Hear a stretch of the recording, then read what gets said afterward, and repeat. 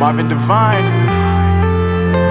I'm saying bye to all the lies and all the times you cried, saying that I wasn't right, yet I was right by your side. You manipulator, playing games, your friends commentators, and I don't know what you say about our private conversations, but it's got them hating. Thanks to all the rumors you be claiming. It's cool, I'm done with you, so they can throw you a celebration. You gon' hate it when you see me with somebody living better. I'm trying to tell you that me just doing me gon' have you jealous. Hello, folks. Welcome back to the program. It is Sunday, June 21st, 2026. Let me just see how the sound... Folks, welcome back to the program. It is Sunday, June 20th. All right, sound's working fine. Welcome back to the program. That's a little bit behind. I wish it was 12 o'clock, but it's 12:05. My Chinese clock just doesn't keep time. Now we're only 4 minutes behind. Welcome back on a Sunday to the program. Lots to talk about as usual. And I'm wearing some South Africa kit today. Boulders Beach, Cape Town, the home of the penguins, the jackass penguins. They've renamed them the African penguins. That's pretty arrogant because there aren't penguins in the Congo. They are the jackass penguins. You can rename them all you want, but it doesn't change the fact that they make that annoying sound. I need to shave a little bit better here. Boy, that right there's caught on my collar. Anyway, welcome back to everybody. I'm still into the weather. I would ask those of you who are telling people who have problems they can solve on their own to contact me, and giving away my phone number, please stop doing that. It's very inconsiderate and rude. Someone called me today who doesn't watch my program, as far as I know. Yet another person doesn't watch my program, looking for free, help. And I'm willing to help people. But when I'm sick and it's a weekend, first off, there's two problems with that. You call me on a Sunday when normally most people are in church. That's rude. Number two, you call me when I'm sick. That's rude. And obviously you don't know I'm sick because you don't watch my program. So please stop doing that. Please stop doing this. Very inconsiderate. I'll simply start ignoring every phone number I don't know. And that may be the solution.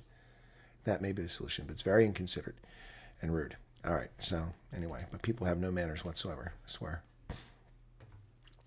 Let's get to the news straight away. A reported situation where a prime minister, Washington Times always does that. I'm already subscribed to it, and then they keep asking me for that they need to fix that. UK Prime Minister Starmer is expected to announce he's stepping down as early as today, perhaps this evening. British Prime Minister Keir Starmer is expected to announce his resignation tomorrow after concluding his position at number 10 Downing Street was no longer tenable following the recent return to Parliament of his Labour rival Andy Burnham. So the Labour Party is going to axe this loser. Well, it's about time. Trump said Starmer will resign. Yep. Keir Starmer will resign as Prime Minister of the United Kingdom, he wrote on Truth Social. He failed badly on two very important subjects, immigration and energy. Open the North Sea oil. I wish him well. Wow. So Trump announces his resignation. Starmer reflects on his political challenges. Pressure to resign mounts. An ally of Keir Starmer's told the BBC on Sunday that Mr. Starmer was taking the time to think through what the political realities are today compared to last week. Well, they're not very good. They're not very good. The United Kingdom has more political prisoners for free speech than any country in the world by a factor of over 100. Even the Chinese communists only have a couple hundred people in prison for speech, but the fascists under the Labour Party in the UK have arrested over 12,000 British citizens and placed them in prison for their words. Placed them in prison for their words. The country where the Magna Carta started. The United Kingdom is gone. It's not a free country. It's a fascist totalitarian dictatorship run by clowns who only won 30% of the vote. But because the first past the post, they were past the post in more constituencies than anyone else, it looks like an overwhelming victory, when in fact barely 1/3 of the population supports their communist ideals.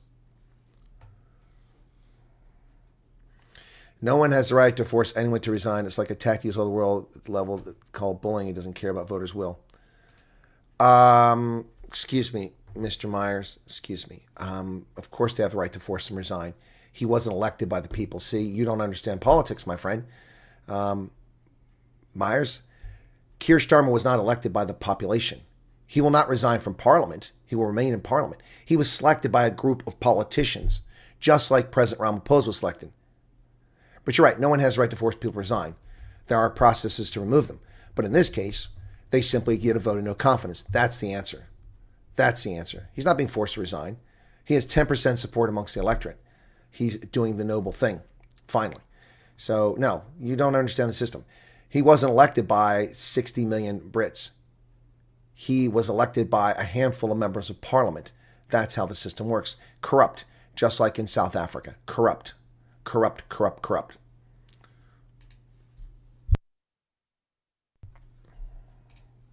Starmer expected to announce departure on Monday as growing numbers of MPs back Burnham for MP UK politics. So rather than me vote down and vote no confidence, well, yeah, it is the law, T.D. Myers. You are correct. It is the law. It is the system they've created. So how can you argue that they can't force them to resign? They can have a vote of no confidence. That's exactly, you implied, your statement implied that it was against the will of the people. No one has the right to force someone to resign. It's bullying. No, it's not. It's a parliamentary system. And when you fail to satisfy your constituents, which in a parliamentary system are the members of parliament, then you go. It's as simple as that. I don't like parliamentary systems. They lead to fractious governments and multiple elections that are useless, and it leads to the rise of National Socialist German Workers' Party and the ANC and parties like this that are against the will of the people. That's why I don't like, and Labour and Tories.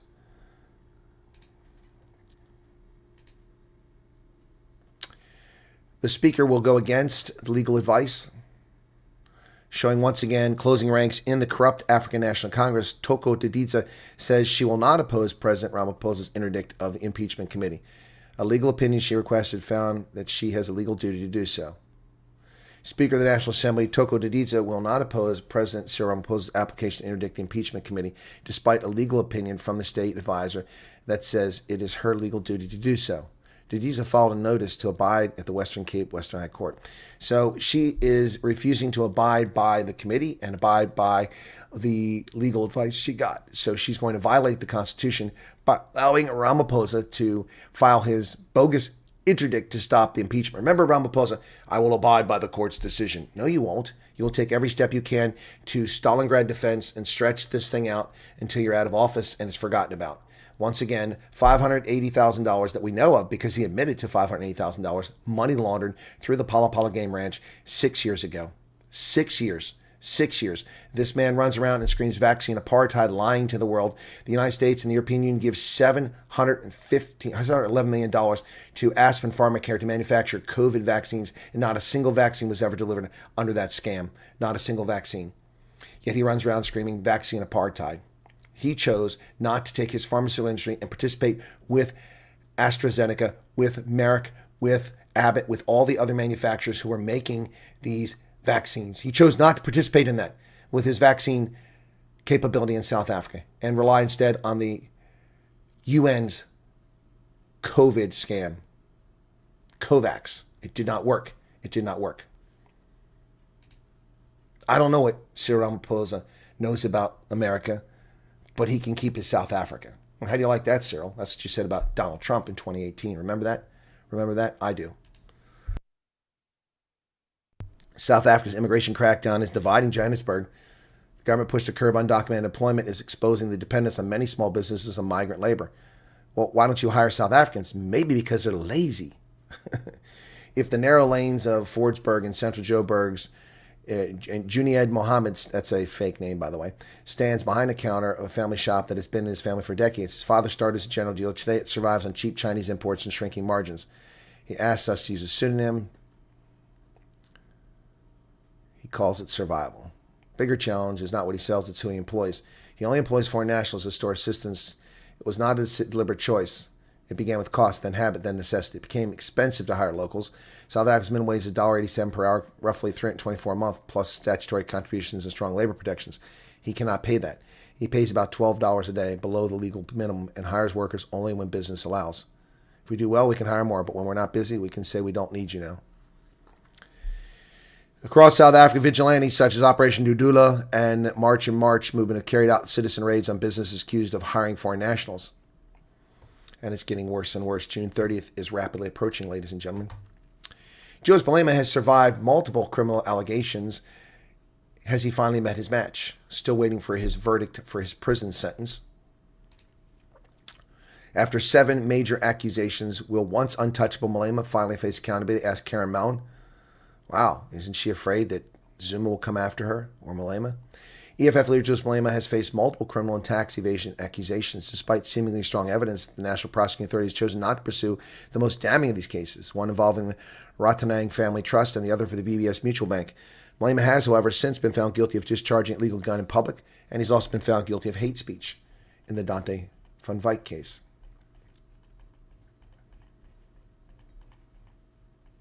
All these cases. That's just, Karen Mullen does a fantastic job detailing what those cases are. Well, there's anger in the Democratic Alliance at the dismissal of John Steenhuisen. Many sycophants and stalwarts, and also just plain party people saying this was wrong. Well, the behavior of John Steenhuisen inside the Democratic Alliance was wrong for so long, and it warranted his removal. He should have been removed long before he was.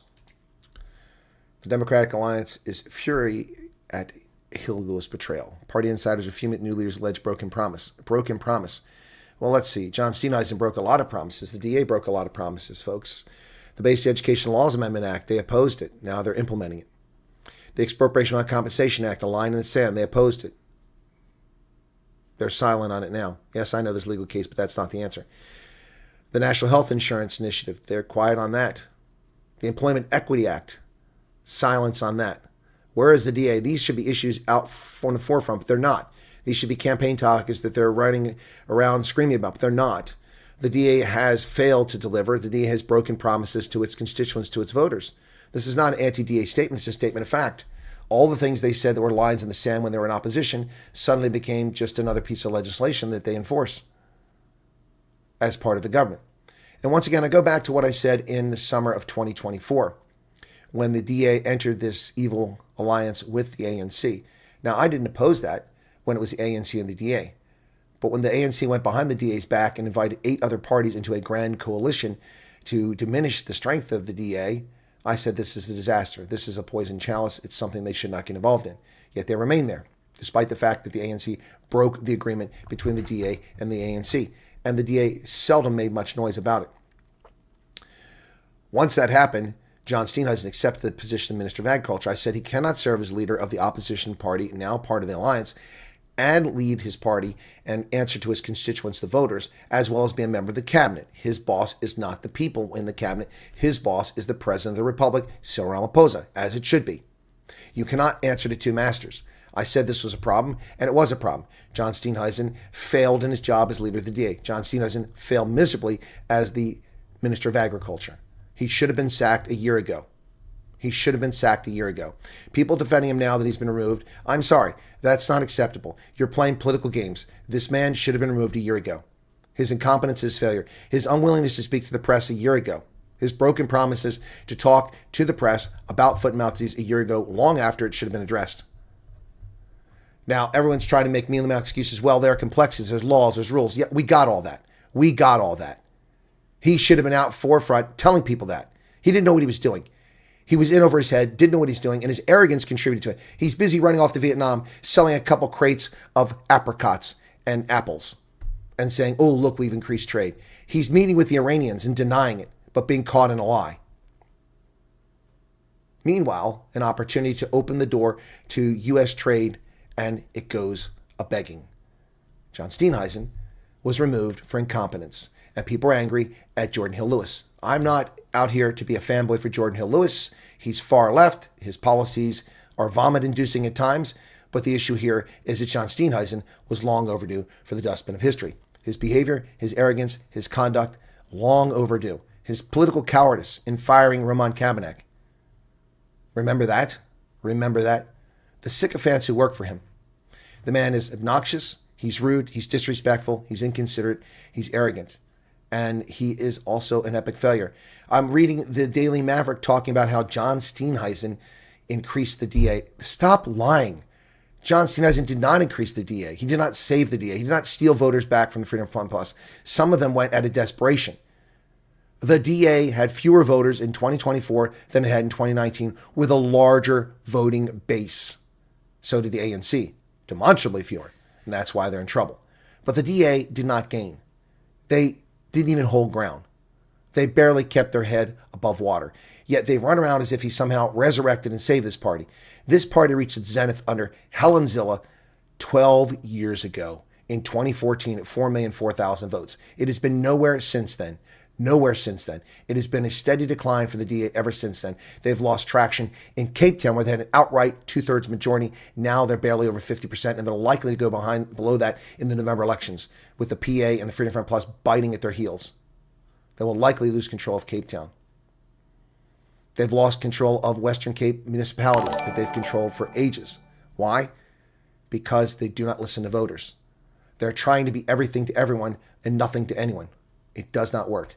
So Hill Lewis is under a lot of, and here's another. So the Times Live and News 24 are in the bank for the DA. They're far from objective, not even remotely objective. At least Daily Maverick in this issue tries to be somewhat objective. Here is the Times Live. DA fury at Hill Lewis betrayal. And then, of course, how Jordan Hill Lewis betrayed John Steenhuisen by Adrian Basson, as if we can take Adrian Basson seriously on anything. Newly elected DA leader Jordan Hill Lewis broke his promise to keep John Steenhuisen in his cabinet role, sparking widespread outrage and division within the party. Hill Lewis decided to demote Steenhuisen following a major court defeat and mounting pressure from Afrikaner agriculture groups over his handling of foot and mouth disease. While some party members view the dramatic action as a calculated betrayal to win back white voters, others defend as necessary performance-based reset. Well, I would defend as a necessary performance-based reset. The party needs to jettison John Steenhuisen and move on and forget him. This talk of betrayal is ridiculous. He betrayed voters. Sacrificing Steenhuisen by Peter du Toit. How Rhodes appeased Afrikaners over sheepscape. Are you serious? This guy goes back to the 19th century to talk about scabies. This Peter du Toit clown is constantly obsessed about race and Afrikaner right-wingism. Unbelievable. DA leader Jordan Hill Lewis' decision to remove his predecessor was hailed by right-wing Afrikaners groups as a victory. This, many gloated, was a victory for farmers, for Afrikaners, example of how pressure on the DA could force political change. Steenhuisen has been the target of a relentless and venomous campaign over the course of many months. That's untrue. Steenhuisen has been the aggressor over many months, attacking the farming industry, attacking social media commentators, attacking his own staff. No, there's been no campaign. This man and his agriculture department wiped out Theo de Jager from a photograph, invited to go to Berlin, but because he had a difference of opinion, they removed him as if he never there. Stop your lies, Peter du Toit. You're such a propagandist. This is, of course, the tabloid News 24. This assault was led by groups including SAAI, the reactionary Af-Reform aligned organization with designs to supplant Agri-SA as the most influential voice in agriculture. Actually, that's factually incorrect. SAAI represents Southern Africa, not South Africa. Agri-SA represents South Africa's big corporate agriculture interests. Get your story straight, Peter du Toit. Get your story straight. Don't mislead the public. Af-Reform itself, Sakalika business lobby group whose roots lie with Af-Reform, Free State Agriculture, a constituent member of Agri-SA, but in recent years considered dissident from the mother body and increasingly conservative. So he talks about all the reasons, an out-of-control narrative. It's not an out-of-control political narrative, it's facts. And then he comes down here and spends the rest of the story talking about Cecil Rhodes and sheepscaby. There are remarkable parallels with the appeasement of Afrikaner farmers for political reasons in 2026 with similar events between 1894 and 1894 when Cecil Rhodes, the Cape Prime Minister, bowed before the Afrikaner Bond.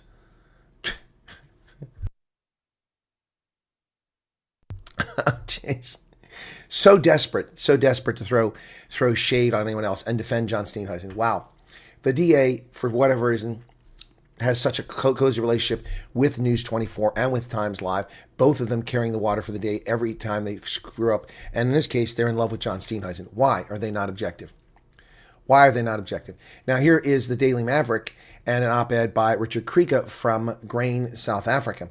And he says that social media is the problem, essentially. South Africa needs to get to agriculture politics off social media and back onto the fields. He tries to be balanced here, but basically saying that social media doesn't represent the agricultural community. Social media has value. It exposes failures, gives affected people voice, and can force institutions to respond when official process move too slowly. Farmers who are suffering must be able to speak openly, and the government should listen to them. And he's 100% correct in that statement, Richard Krieger. You are 100% correct. The problem is that they have no voice. Their union is not speaking for them. Agri-SA is in bed with the government to cover up all of this crap. They're covered with everything. So they have no voice. They have no voice. Where is Grain SA? Where are you? Grain SA is affected by the foot and mouth disease. You may be a promoter of cereals and grain growth, but who do you think consumes that grain? Cattle. And if the cattle are all dead, you don't sell as much grain. Why aren't you speaking up? Where has Grain SA been in the foot and mouth disease? Where have you represented your farmers? I haven't heard anything from Richard Krieger. Richard Krieger, you're welcome to come on the program and explain to us where your position has been in foot and mouth all along. Cattle consume grain. Cattle need grain. You represent the farmers who raise grain. You've been silent. We've never heard from Grain SA in this entire situation. Where have you been? The anger surrounding foot and mouth disease stems from real disaster, financial, existential, and social among farmers. Organizations and individuals working in affected areas are entitled to campaign, criticize government, and propose solutions. Their evidence should be considered seriously. Agreed. But there's an important distinction between having a voice and holding a mandate. A social media page, a campaign, a website, or media platform does not automatically become a representative farm organization, correct? A spokesperson may understand a particular crisis and communicate effectively, but does not mean the person has been elected to represent the broader agricultural sector. True. Visibility is not the same as representativity. True. Followers are not members. True. Donations are not mandates. Media appearances are not elections. A steering committee is not a farmer congress. Organized agriculture bodies are not perfect. They must become more inclusive, responsive, and accountable. Nevertheless, their leaders are elected through constitutions, branches, regions, commodity structures, boards, and Congress. They must consider more than one issue and balance the interests of regions. Yeah, well, when they are tone deaf and silent on the most serious agricultural crisis in decades in South Africa, then it is up to other people to step up and say to them. People who have a voice. People stand up for those being trodden upon. The farmers who've lost everything. The dairy farmers who've had to put down their cattle and destroy the dairy industry. There must be a voice for them. Where are the dairy farmers? Where's the dairy association talking about this? I've heard jack shit from the dairy association in South Africa. Where are they on foot and mouth disease? Not a damn thing said. Here I sit with some infection influenza today, and I'm the loudest voice defending farmers in South Africa. Not a damn thing done by these agricultural organizations in South Africa. Where are they at? Where are they at? Other than SAAI. Nowhere to be found. Nowhere to be found. I'm sorry, Richard Krieger. Grain SA has no statement in this. You're welcome to come on the program, sir.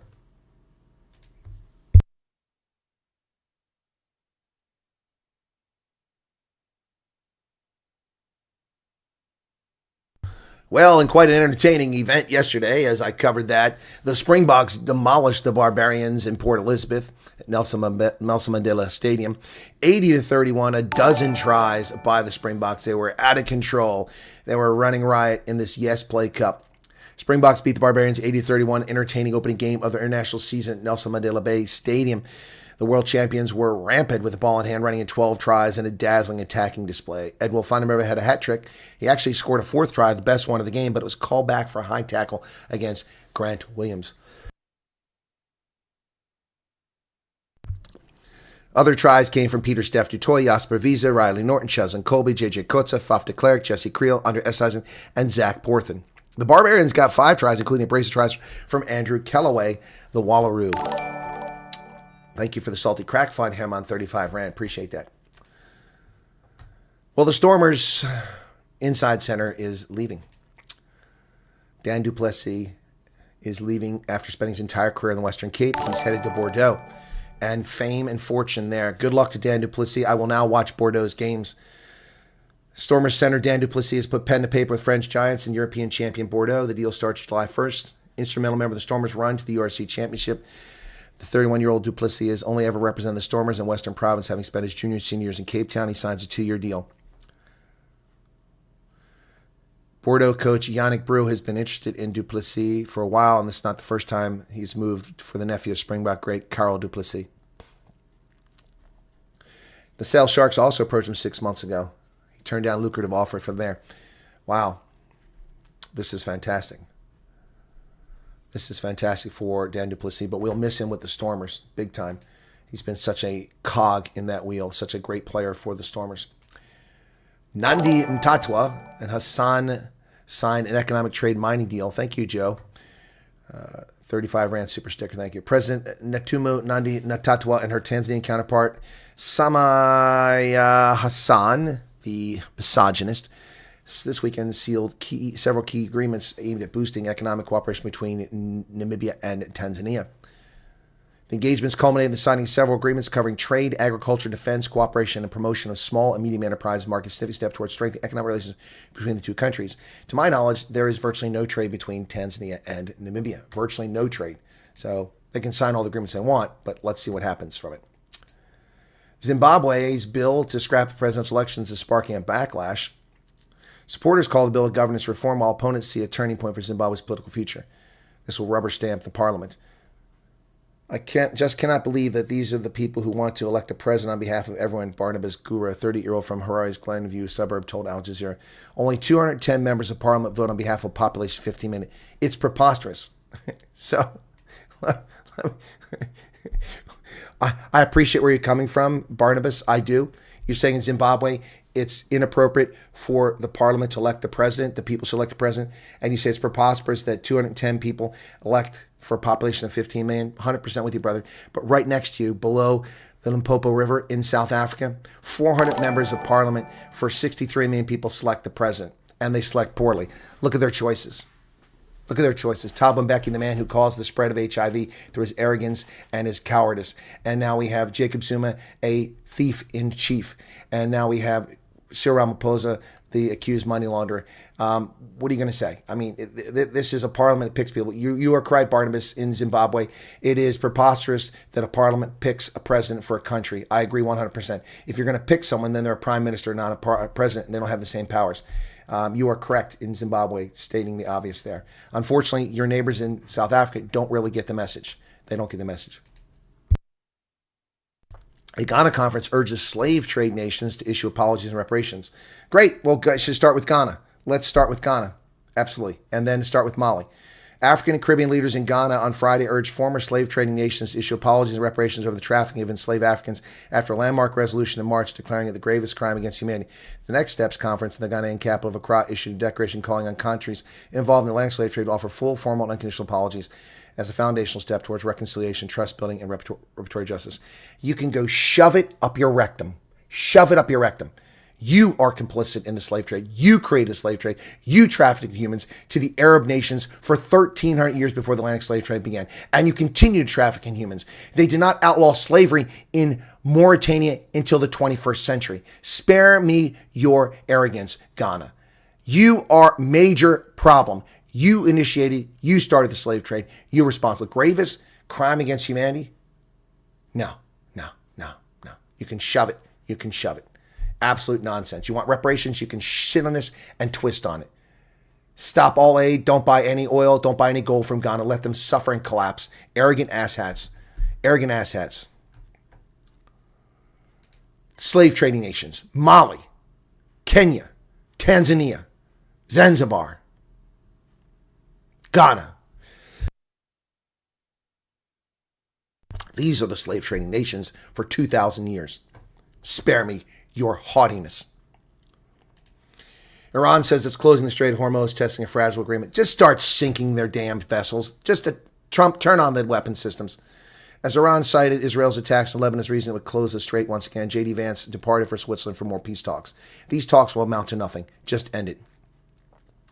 After the announcement of the closure, Iranian and U.S. officials, including Vice President Vance, set off for Switzerland for more high-level talks. Stranded vessels had cautiously begun to transit Strait of Hormuz. 55 merchant ships and 17 million barrels of oil passed through the strait, denying the strait is actually closed. So U.S. Central Command says it's still open. So Iran says it's closed. U.S. Central Command says it's open. President Trump has warned Iran about Lebanon as it arrives in Switzerland for nuclear talks. President Trump threatened Sunday to resume bombing Iran unless Tehran keeps its Hezbollah allies in Lebanon from attacking Israel. Iran must immediately stop their highly paid proxies in Lebanon from causing trouble. If they don't, we'll hit Iran very hard again, just like we did last week, only harder. Well, wouldn't that be something? Wouldn't that be something? In the midst of the peace talks in Switzerland, bombs start falling on Tehran. Trump threatens to impose a transit toll if Iran deal isn't reached. Iranian authorities earlier announced that they had closed the Strait of Hormuz in response to Israeli military operations. President Trump on June 20th threatened that the United States could impose a new toll on maritime traffic if the peace agreement is not reached in the next 2 months. There will be no tolls in the Strait of Hormuz for 60 days during the ceasefire, and there will be no tolls after the 6-day period expired unless they're imposed by and for the United States should the deal not be completed. Wow, that's pretty strong language. Pretty strong language.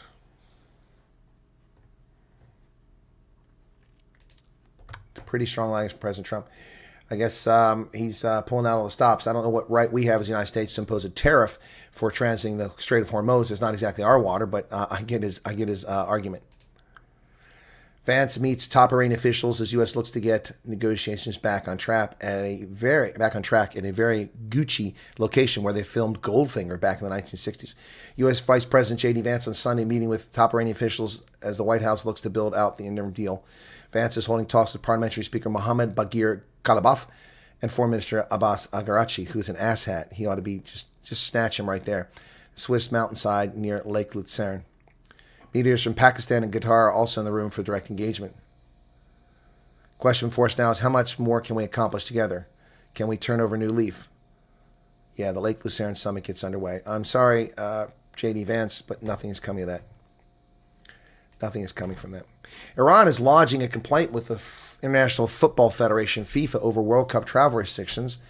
They says U.S. travel restrictions prejudice its soccer team. Iran's soccer federation is sending a protest to FIFA. They said the U.S. travel regime has been agreed to are for safety reasons. That's what the U.S. says.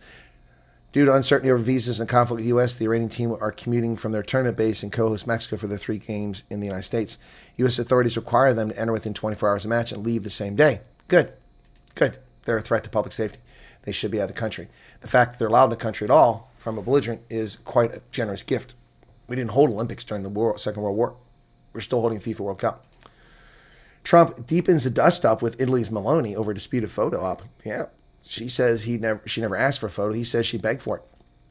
Italian Prime Minister Giorgia Meloni asked over and over for a picture with me during the G7 meeting in France. He misspelled her first name. She is doing poorly in Italy with her level of popularity, possibly because she turned down the United States of America, a country that truly loves and protects Italy, when it came to denying Iran from obtaining or developing a nuclear weapon. But so did NATO, for that matter.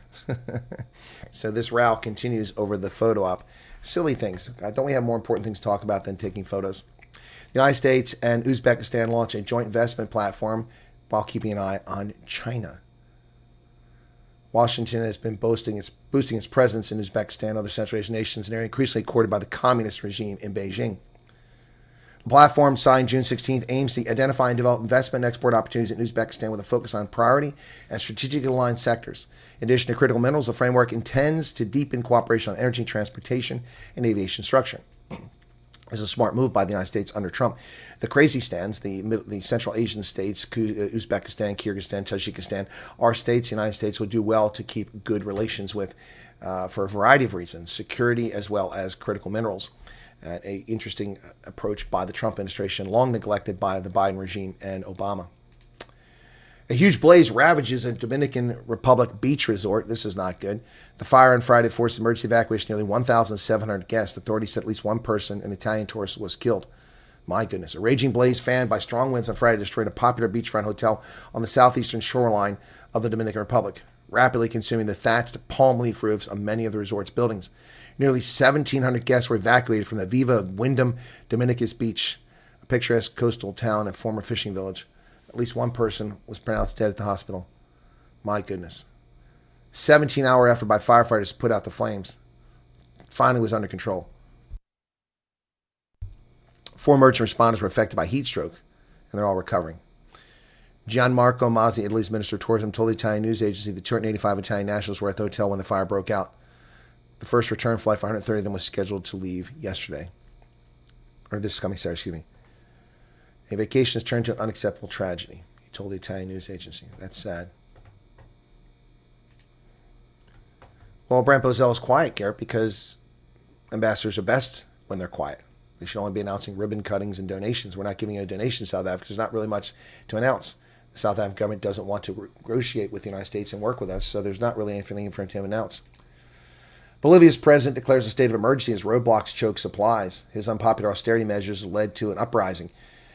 President Rodrigo Paz on Saturday declared a state of emergency that gives the military broad power to remove roadblocks that have put a stranglehold on fuel and food supplies in Bolivia's seat of government and other major cities. A wave of protests over the past month plus has called for Paz to step down over the austerity measures imposed by government, including cancellation of fuel subsidies and other issues. There have been 365 arrests, 37 injuries, and 17 people have died.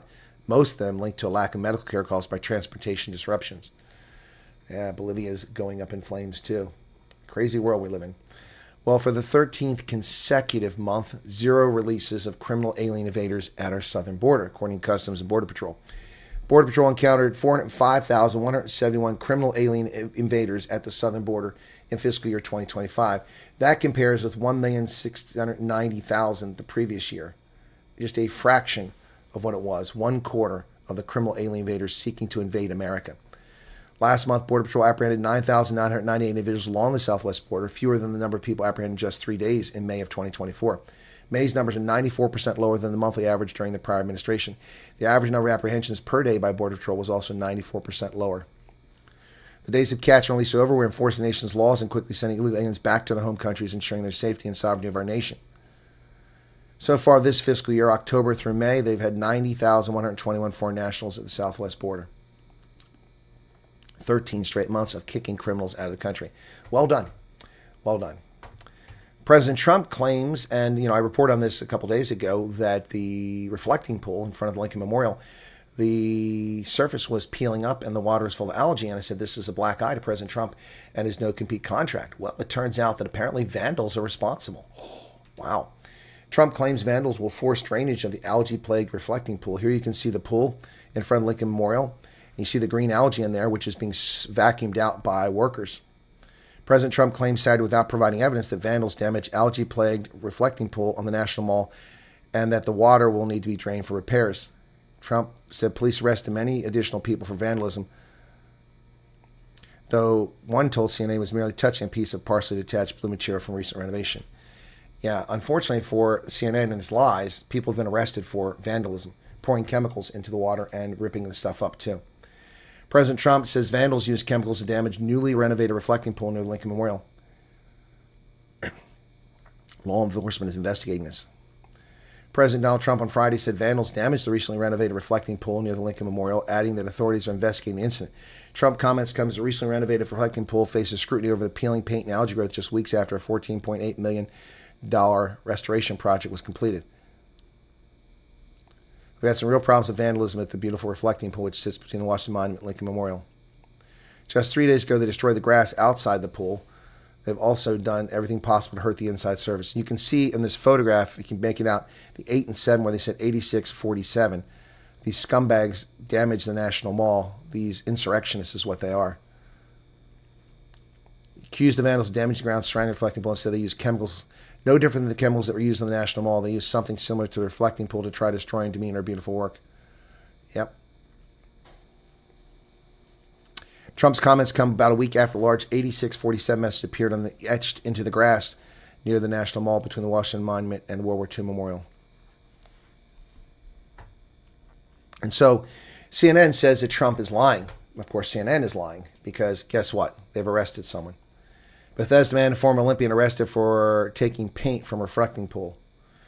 David Hearn faces charge of property destruction after reportedly removing paint from the National Mall's reflecting pool. On Friday, Park Police arrested Hearn for destruction of government property, a charge he denies. So they've been arresting people for actually damaging the pool, and they're claiming they haven't. California declares a state of emergency over the Los Angeles warehouse fire.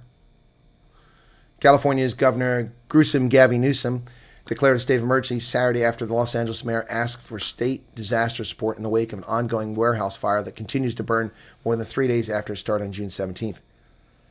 The state has pre-deployed public health and emergency resources to the city, including $5.5 million in N95 masks. I thought N95 masks didn't work, Dr. Fauci.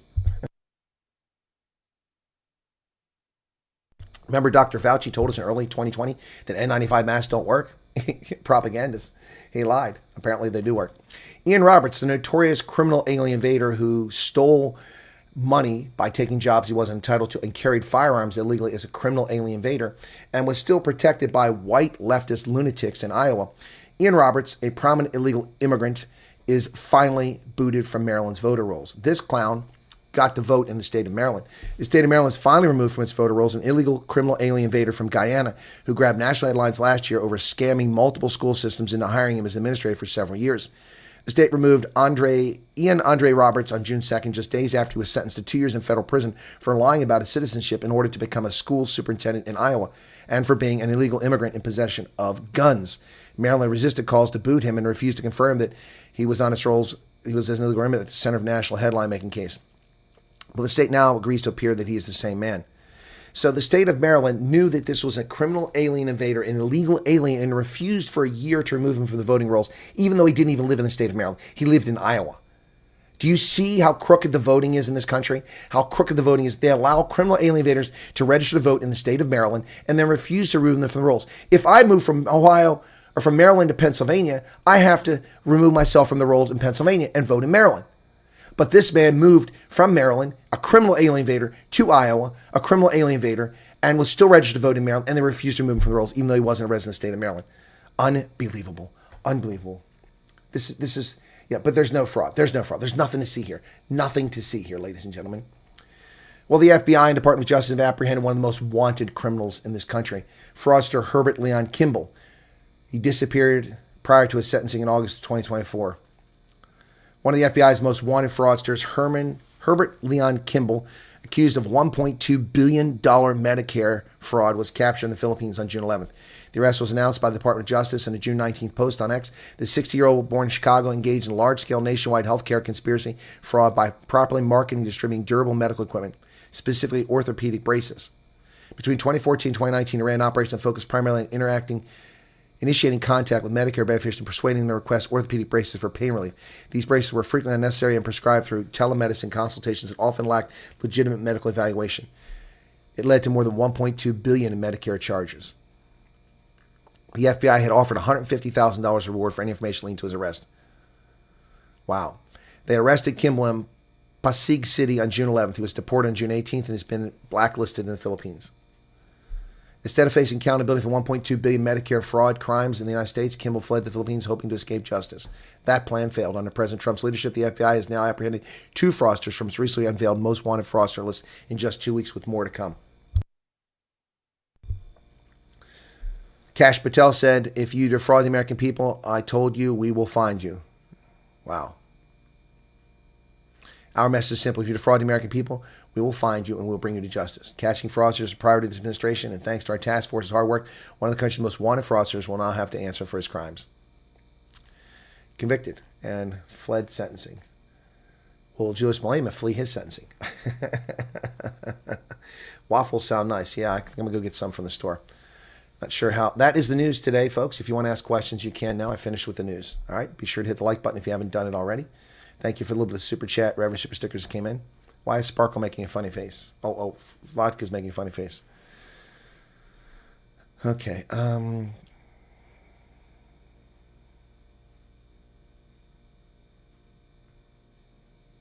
Betty Boop, hello to you. What is going on in the chat? All kinds of little things going on here. What are you guys doing over here? You having fun in the chat?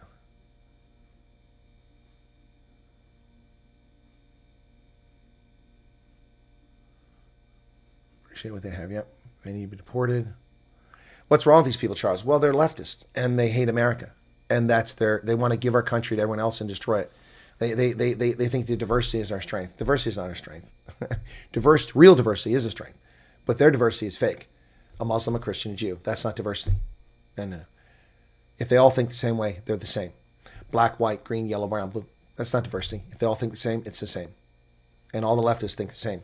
Diversity is a diversity of experience, a diversity of opinion, a diversity of thought. That is true diversity.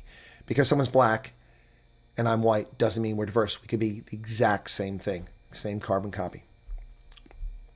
And believing that this diversity is bogus. And trying to achieve diversity is silly in a country that was predominantly Anglo-Saxon.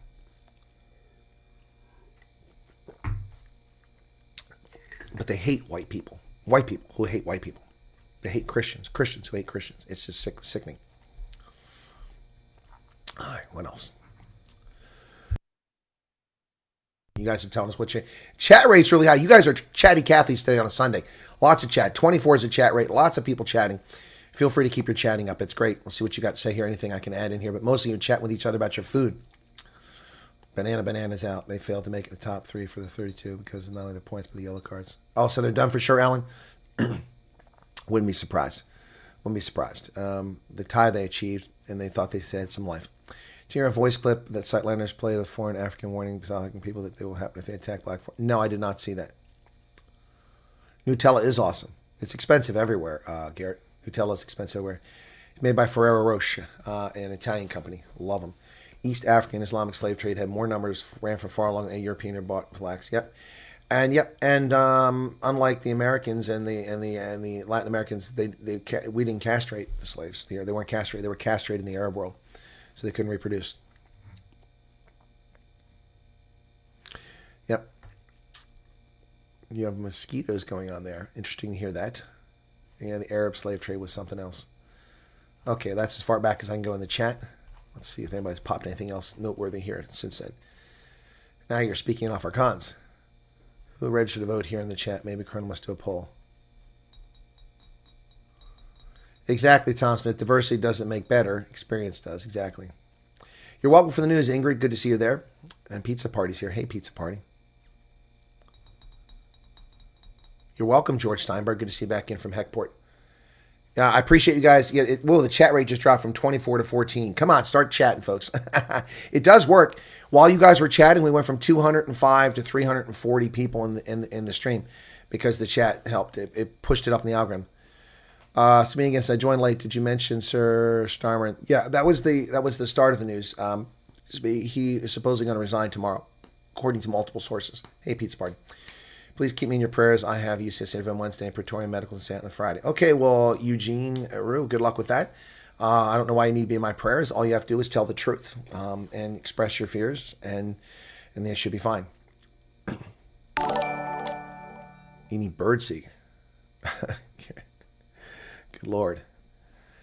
Truth seeker, I'm not feeling better. I've just taken some medicine, which has tamped down the issue for now, but I've still got some phlegm issues here, and I've got a wheezy chest. But, you know, it's interesting. I don't...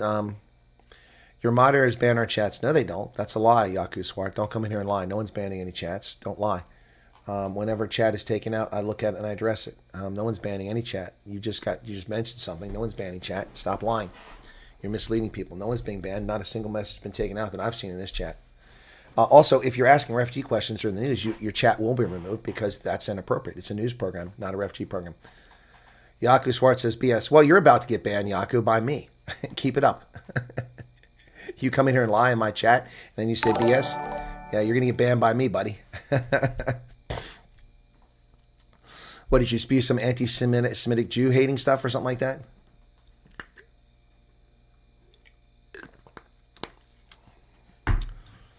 He was in a timeout. Why did he get a timeout, Vodka Mata? What did he do? Timeout is not banning. Timeout is not banning. A timeout is for people misbehaving. Banning is you block from the channel, but you couldn't give a damn about refugees. Well, good, Yaku. A lot of people don't. I appreciate that. Oh, the language is inappropriate. There you go. You can't use inappropriate language and attack people here, unless it's a public figure. You can talk about them. You're welcome. Thank you, Eugene. Good luck with your interview. Yeah. Just tell the truth. That's the key thing. All you gotta do is tell the truth. That's what matters. There it is. I've been looking for these. These are more meds. I couldn't find it. It's sitting right here in front of me. I'm like, where did those other meds go? They're right there. Okay, now see, Avalon, that's inappropriate. So we're gonna remove that. Remove that. You'll get a timeout next time. Don't call people names like that. Oh, he attacked me personally. Oh, really? Really? Okay. All right. Well, somebody, one of the mods, write to me what he said. One of the mods, send me something right now on WhatsApp so I know what he said. One of the mods, just send me something on WhatsApp right now. Yeah, we'll take care of Yaku here in a second here if he keeps acting up. These little haters come along. They just so pathetic. Well, okay, somebody send me what he said. Yeah, he's definitely on the wrong channel, but I don't know what he said, so I really can't take umbrage unless I know what he said. So nobody sent me anything yet. Okay, Avalon, but don't. Everybody see what Yaku had to say. I didn't see it. Perhaps I have drawn how many minority groups South have little or no clue about the refugee program. Exactly. Well, to me again, you're right. They think they need skills, and they've been telling me this crap for a year. The Meerkat song.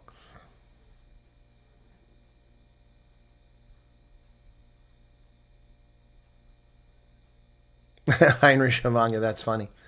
None of the mods were sending me anything, so I'm getting nothing in WhatsApp. So, all right, move on.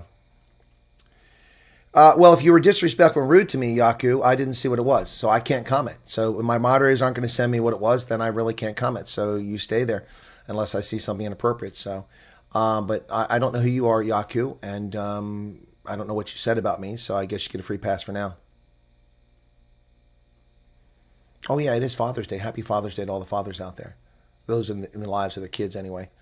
Happy Father's Day to all of them. Yeah, so anyway, folks, yeah, so the U.S. is looking good in the World Cup. They've advanced. Germany's advanced. I should say, I don't know who it is. It's not Germany. I always rooted for Germany in the World Cup, but I can't root for Germany. There are no Germans. I counted 4 Germans in the lineup. 4 Germans, including a 40-year-old goalie. 4 Germans. Got to give it to Cote d'Ivoire, though. Cote d'Ivoire went out to a 1-0 lead and had the Germans on the ropes until late in the game. Well done by Cote d'Ivoire. They represented very well. They're not really Germans, though. I mean, full of Arabs and Africans and some Eastern Europeans. They're not really Germans. Yeah. Now the Dutch team was all black. I mean, all the guys scoring were black from Africa. They weren't even Dutch. You know, here's the thing. They kept calling the Dutch team. They're not Dutch. Oh, I think somebody just sent me something.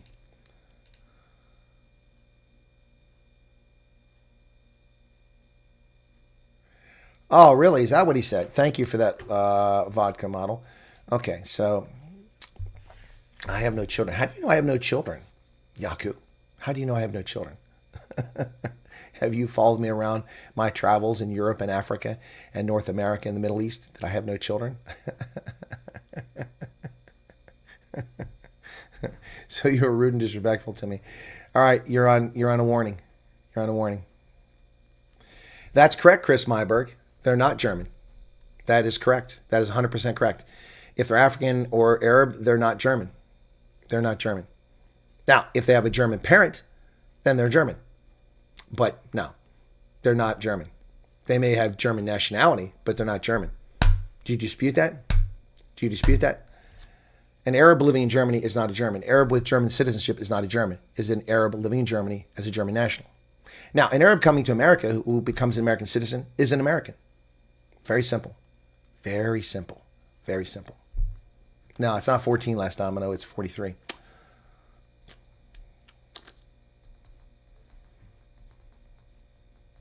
There is a Wyatt tribe, much like the Boster community in Rehoboth in Namibia. There's a Wyatt community. There's a couple of them.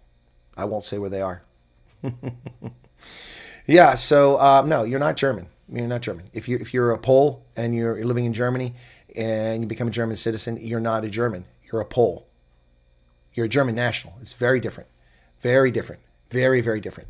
You don't become German because you move to Germany. You become a German citizen, but you're not German.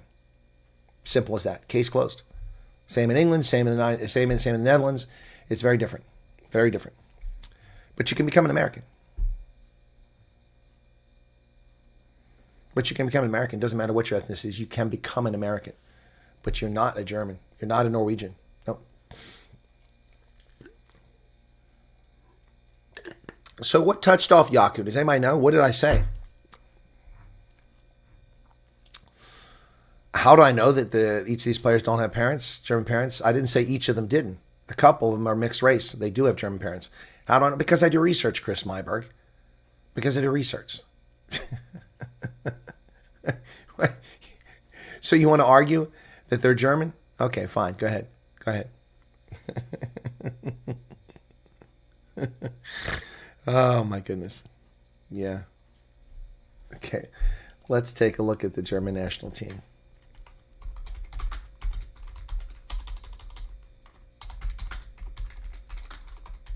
German national soccer team. Come on, what's with frickin' this browser? There it is, it goes finally. Okay, here we go. Let's see the history. Wikipedia, give me the current team makeup here. Where's the team makeup at? Or is it not going to tell me the membership of the team?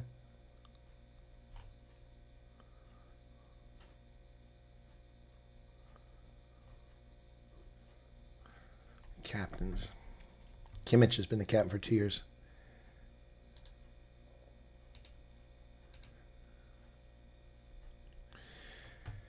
Okay, here we go.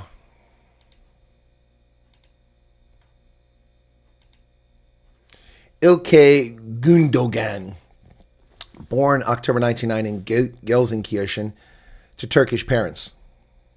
His father's guestwork from Turkey. That is not German. That is a Turk. He may have German citizenship, but he's not German. That's a Turk.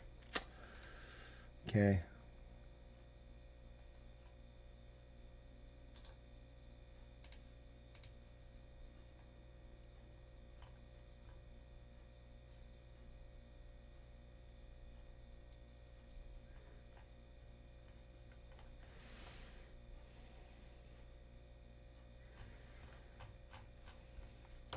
Emre Can. He played for the German national team as a captain. Emre Can, due to his Turkish ancestry, not a German. Turk. Not a German. Anyway, do I need to go on? What's with this thing? Browser's slow. It's like spring being observed here. Okay, let's see here. Players here. Alexander Pavlovich.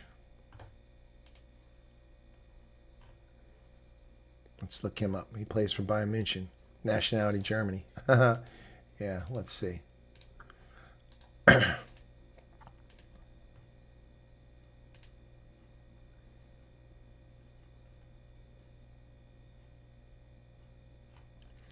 So I guess he can be considered German. Alexander Pavlovich has a Serbian father and a German mother. Dual citizenship. So I guess he counts. He can be considered German. Anyway, we go on like this forever.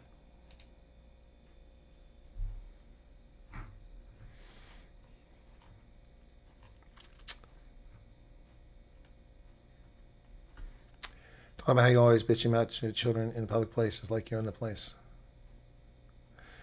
Oh, what are you talking about? Always complaining about kids in public places like you're in the place. What are you talking about?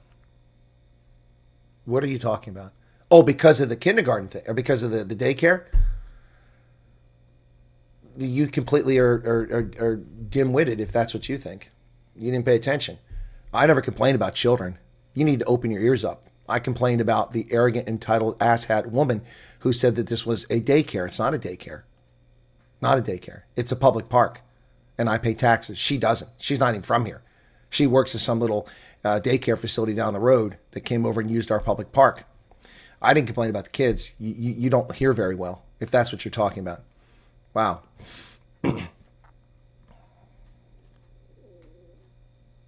Isn't it funny how these hate wankers turn things around completely? They just turn things around completely. There was no complaint about children there. The complaint was about the arrogant asshat. Debbie says a virus and stepchildren sick. Yeah, I picked up something in Georgia. Hey, Avalon Z.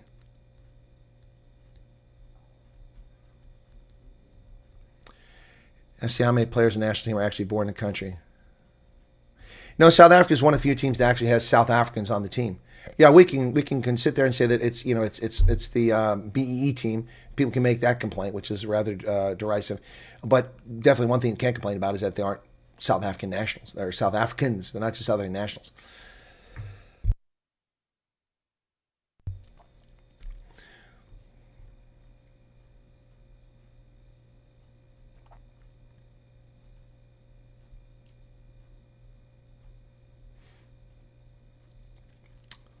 Yes, Yaku is looking for attention. Yeah, countries buy their players. Exactly. Exactly right. And Lynn says we can't afford to import players to South Africa for Bafana. That might be the reason why, yeah.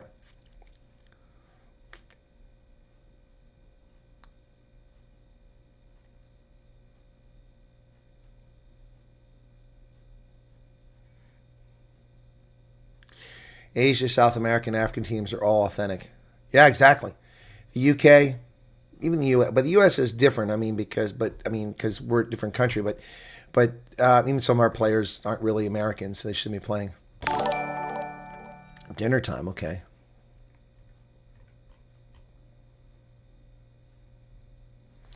Born in Germany, though, both of these. Doesn't matter where you're born, Chris. It doesn't matter where you're born, Chris Myberg. It doesn't make you German. See, stop this bullshit, this leftist bullshit. Being born somewhere doesn't make you a citizen. Being born in America doesn't make you American unless you're of American heritage. Yep. You can become a naturalized American, but you're not born here. It doesn't make you. Being born in South Africa doesn't make you South. Being born in Germany doesn't make you Germany. No. It may make you a national of the country, but it doesn't make you no. German is an ethnicity comprised of multiple sub-ethnicities. Saxon, Thüringen. No, stop. Schleswig. It doesn't make you German. Being born there. Doesn't matter where they're born.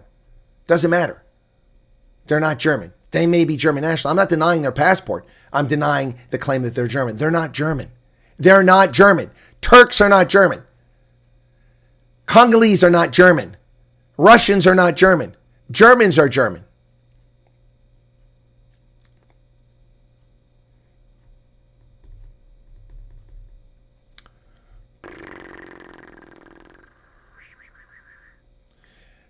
Dude, what is so complicated here? Why we have no other home? It isn't a question of the other home. They can't play for a national side if they're not German. No.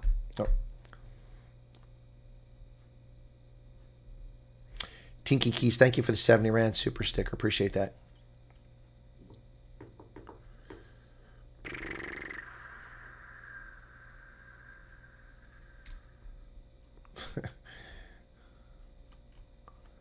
Sharon, thank you for 35 Rand super chat.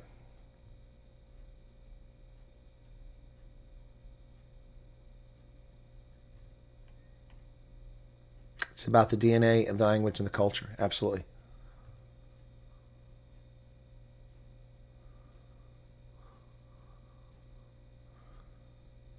Exactly, Pete's Party. Being Nigerian, moving to Ireland, getting an Irish passport doesn't make you Irish. Makes you an Irish national, but not Irish. And Tom Smith says, that's right. So, all the white people that live in KwaZulu-Natal, they're not Zulu. They're not Zulu. They're South African, but they're not Zulu. Exactly. That's right. Your parents and your ancestors determine your nationality. What exactly is an asshat, Harley Quinn? An asshat is somebody that's got their head up their ass. They can't see the world around them because they head up their ass. Good night, Nikki. Take care.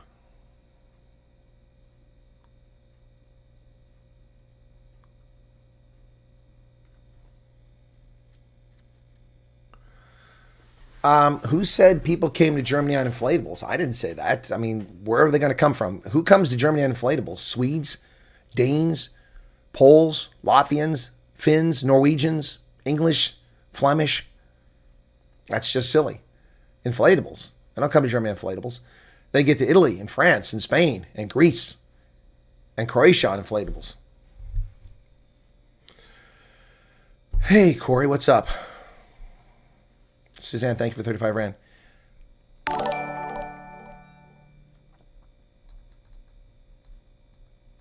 Henry Swanepoel has a good one there. It says, if my grandfather sent a sheep into the pig stall to give birth, does the sheep baby turn into a pig? No, it doesn't.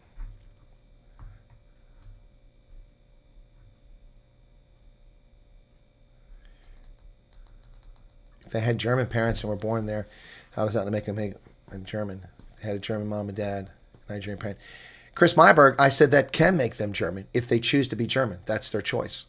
Yes, if they have mixed parentage, absolutely. But those people I gave examples of, one of them did. The Serbian had mixed parentage. The other one didn't. Simple as that. Simple as that.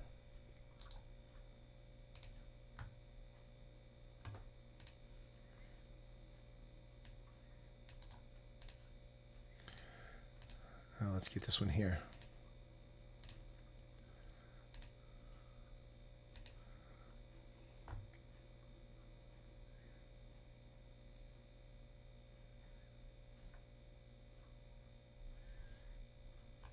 So here's another non-German on the German squad right here. Nadim Amiri was born in Ludwigshafen to a Persian Dari-speaking Afghan family from Afghanistan. He's not German. He's not German.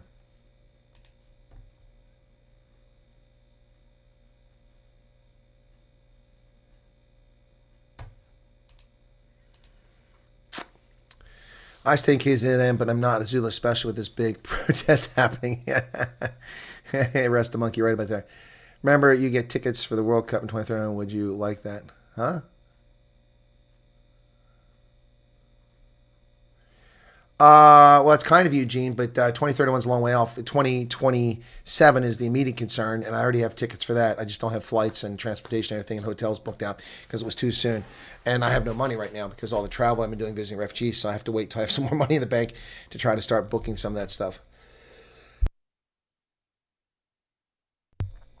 What's the stupid for, James? What is something I said? What do you can't stand stupid anymore?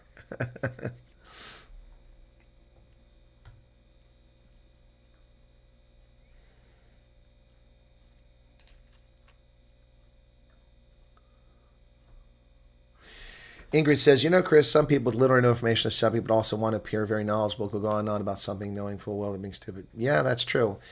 That is true. I see that with people who make content attacking me. They don't know what they're talking about. I saw the new Air Force One. I'm kind of torn on the whole situation, the donation from Gutter. They had to go through with a lot of technical intelligence people to make sure that thing was fine. Yeah, is Varoshka here? Hey, Varoshka, welcome to you. Your pavement special, hopefully no more. Okay. You'll become an African American. Well, technically, that will make you an African American. That's true. Except we don't do hyphens here in my house. The new plane looks pretty spiffy, but it was. I'm not really sure what to think. But it's just it's a bridge because the old ones are 36 years old. The old Boeings, they're being replaced, and until the new ones come on board, which takes time, this is a stopgap measure.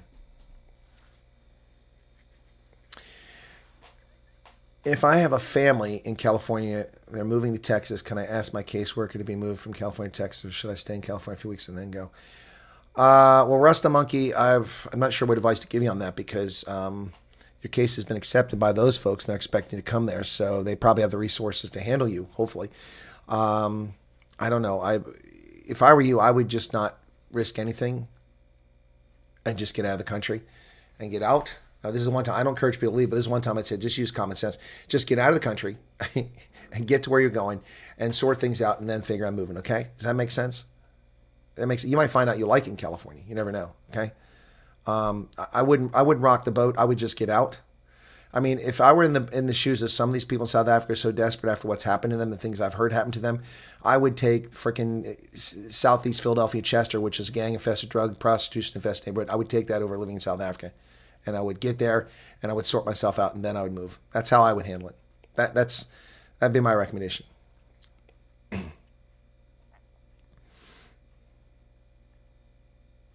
Hey, Neff, what's up? You're with family. Good to hear that. Heidi says that's good advice. Yeah, that's my advice. Just get out, get sorted, and I mean, there's everyone keeps thinking the grass is greener in different states.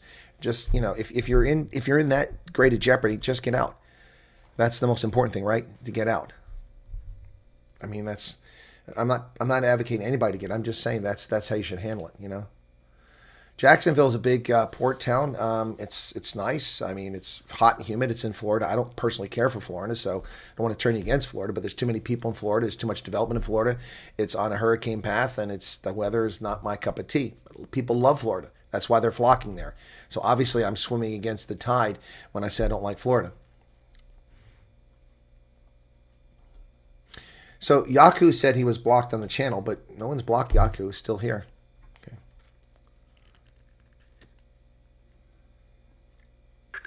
They will not put you in Alaska, most likely. Mike says, my dad's German and my mother's Portuguese. Well, in South Africa, they make Shafar Khans. And Yassine says, anywhere in the USA is better than everywhere in South Africa. Well, Tibet Martins says, when we run from problems, we run out of places to run. Well, I mean, you can't run when you've been murdered. You don't run when you're dead. When you've been gang raped in your home and you've had your throat cut or a bullet put in your head and then your horrible messages scrolled on the wall above you, you can't run. You no longer exist. So I appreciate Devet, longtime viewer of the program, and I don't dispute his logic, but I'm just saying that, who's defending these people? Who's out protecting these people? Anybody doing it? Anybody helping these people? No. Nobody's helping these people. Nobody's defending people being slaughtered on a daily basis in South Africa. As many as 82 people per day being murdered in South Africa. Who's helping them? Who's protecting them? Nobody.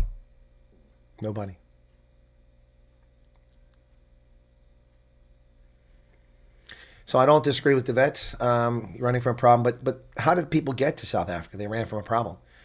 The Nguni-speaking peoples kept getting larger and spreading down the Rift Valley, moving to new locations and greener pastures, and eventually wound up in South Africa. The Europeans fled from Europe and settled in South Africa. So they ran from problems. Spook likes Pennsylvania. Yeah, but aren't you going to be here in a few days, Spook? Broken Arrow says Texas, not a bad choice. You haven't been to Pennsylvania or Wyoming or New Hampshire or Ohio. Yeah, Charles, but that was the phrase I used the whole time as people told their stories to Zane, the filmmaker, with us in Atlanta and South Carolina. And every time they told her horrific stories, I looked at Zane and I said, but Zane, it's just crime. Everyone suffers from crime. This obviously happens to black South Africans too, except it doesn't. Crime does, but not the torture and the horrors. Yep. Anyway.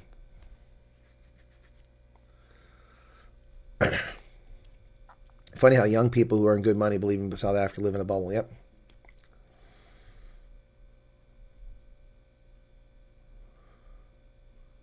Yes, Andres, Wyoming is full.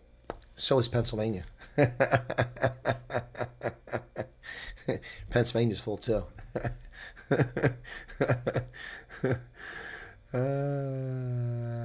My grandmother doesn't live in Ohio, Broken Arrow. My sister does. I visit my sister. Friends in South are very scared of what's going to happen the 30th. My heart goes out to them. Well, Veroshka, yeah, I'm with you. And I've already put a video out warning about it, but YouTube shadow bans my channel, or I'm just not catching the algorithm properly. It hasn't got much attention. But you watch on June 30th. That's why I won't be traveling on June 30th. I'm going to have to be here. And I was planning on going to New England this week, but I'm sick, and I'm not going to spread this to New England. So I will be here for June 30th, and then I will be here for July 4th. So I'm not going anywhere the next 2 weeks because this was the week I was going to travel to New England, so it's just not going to happen. Yeah. No follow-up, willy-nilly. No follow-up. I don't have any again. Again, I didn't try to make it scare people. I'm just telling you. Look, I mean, is it a denial, though? I don't know. The person said they have nothing nothing that they believe would cause it. But, there are lots of reasons why people get ineligible. That's better. Call it a denial if you want, but it's ineligible. I mean, if you've got a criminal record and it's been verified, you're ineligible. You're not eligible to come over. If you have a drug history past, you're ineligible. That doesn't mean you've been denied. People who are eligible haven't been denied. Can be done. So you packed up your farm in 4 days. Okay, cool. Cool, Spook. Well, as soon as you get here, let me know. Hopefully I'll be over the pestilence by then so I don't spread it to you and your family. Well, there's no reason for that video to scare you. Okay? First off, the video never made any claims. It said, if true. And I've told you all along, Igoli Mzansi, that there will be actual denials. There'll eventually be real denials. But the people who are ineligible are not being allowed to come over. I mean, that Mr. Fundameva, who's a fraud, was kicked out of the processing. He was not allowed to go any further. We've had people who have criminal records.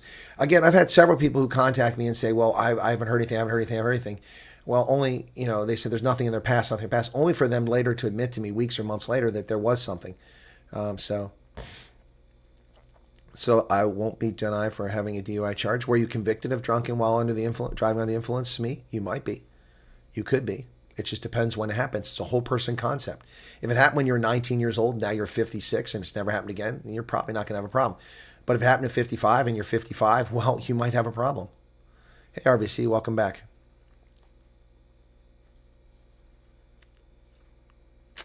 Yeah, there's, so they're not sending out letters to notify. No, Villy, I never said that. I never confirmed the person was actually been denied because I don't know. We're waiting to hear back. I'm waiting to hear back.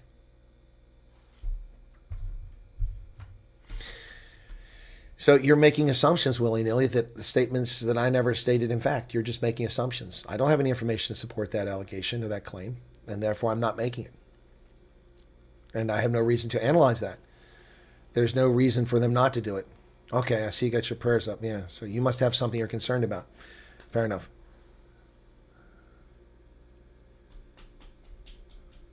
Ronell says, remember that my dad was shot 25 years ago today. It's a shame. A theft and weed record from 30 years ago. That will be a problem. I don't know, Mark. It's a whole person concept. The theft and weed record from 30 years ago, depending on your age, could be an issue. Oh, Willie says not all, just assuming as this is where the video left it. No, that's not where the video left it. That's how you inferred. That's not what I stated. That's not what I implied. You inferred incorrectly. Yes, I believe you get a letter too.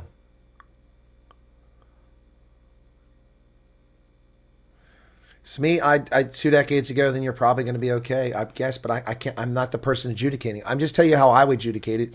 I've worked these cases before, not refugee, but security clearances. And, we've forgiven some very serious things in the past, because it showed immaturity at a stage in a person's life. But if they're older, that could be different. Truth Seeker claims a lot of applications put on hold. Well, Truth Seeker, many 2025 applicants are already in the USA. What's your point? Rust Monkey ran out of words.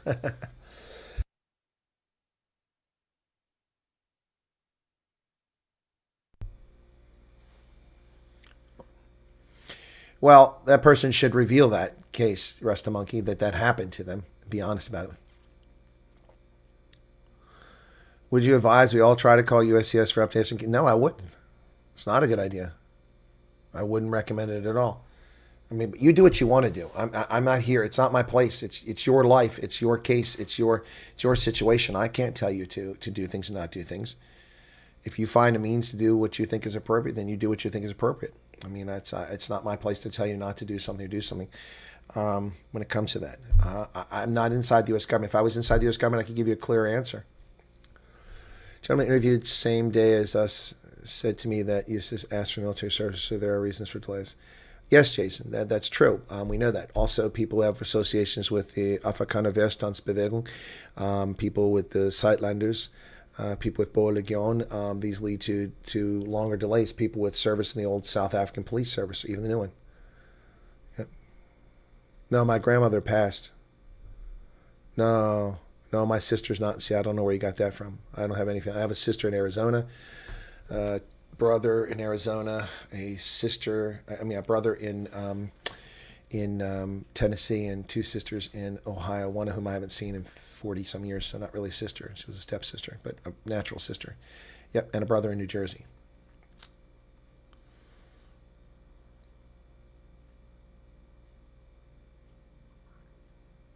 Cruiser says, true, and some people can stop groaning about not having approval or denial in the same breath, saying they would have moved to Plan B if they knew already. If you have a Plan B, take it and stop groaning. Yep, that's a good point. I will let them know he was stressed at the outcome. Well, whether it's sealed or not, he should tell them, if they ever say we're ever accused or convicted of something, say, listen, when I was 13, this happened, but, the case was dismissed. Look, if he doesn't tell them and then they find out about it, they're going to consider him a liar. You understand where I'm coming from? If he tells them and they have to investigate, it's going to take longer. But it's better to be truthful than it is to lie. Does that make sense? One of the Professor G videos, many comments were saying their applications went from refugee status to application on hold, my case status, so maybe that is meant to be ignored since my case. Okay, gotcha, Truth Share. I was wondering where you're getting that from. Okay.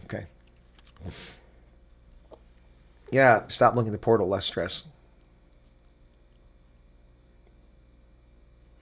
Right, Meerkat? That's what I always say. Just be honest. What else would you do? It's a moral thing to do. Sounds like your parents also had no TV. I'm one of 9. Well, my mother was one of 13. Yep. Her mother was German and her father was Irish. Yep. Well, my friend who's been living in South Africa her whole life and has a German South African passport denied. Possibly Smee again. Is she married to someone who's eligible? Possibly. She has a safe haven passport. Why doesn't she go to Germany? They're going to ask her why she doesn't go to Germany. Unless she's married to someone who's eligible.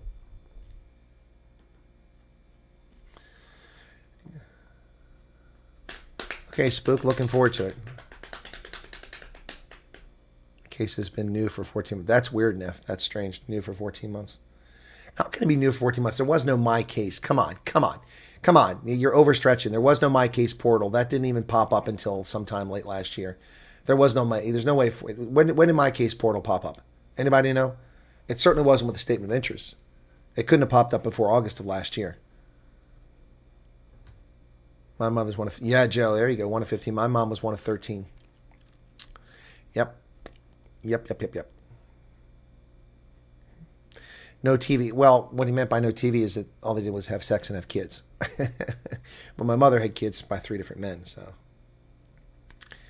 what can I say? Is it 3 or 2? 2 different men, excuse me. There's no family Thanksgiving. I left home at the age of 17, and I haven't gone back. I think I've been back for 1 Thanksgiving, maybe 2 when I was in college, because I was in college only an hour and a half away from where they were. We don't do Thanksgiving.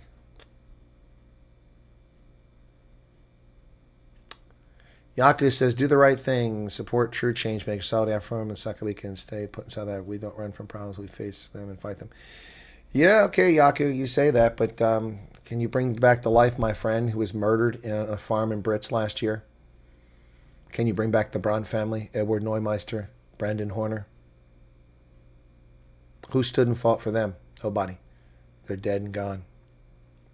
Appreciate the sentiment.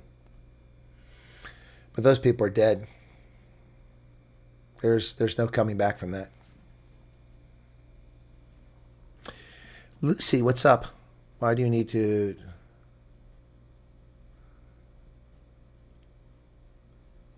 Well, Lucy, you're asking a loaded question. Why do you need to do exit sputums if all your sputums have ever been negative? Well, then you've obviously tested positive for tuberculosis if that's a situation for a person. A person who is having taken the sputum test, you obviously have tuberculosis virus in you.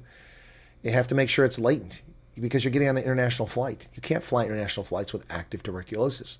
It doesn't matter if you've had 100 tests. They're going to test you before you get on a flight. Does that make sense? Debbie, $20. Thank you for that, Debbie. Appreciate that.